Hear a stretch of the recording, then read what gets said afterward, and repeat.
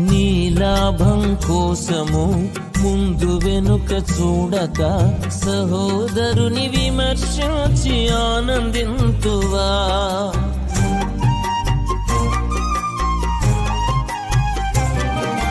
నీ లాభం కోసము ముందు వెనుక చూడక సహోదరుని విమర్శించి ఆనందింతువా?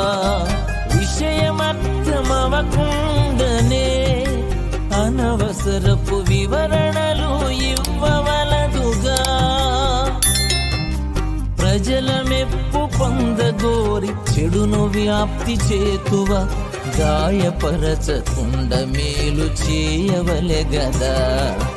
జాలి చూపు యేసు న్యాయవంతుడు, జాలి చూపు యేసు న్యాయవంతుడు. జారిపడిన నిలుపుటకు సమర్థుడు, జారిపడిన నిలుపుటకు సమర్థుడు. ఎదుటి వారి తప్పులెత్తి చూపడానికి అంత తొందరపాటు నీకు దేనికి? Download ShareChat.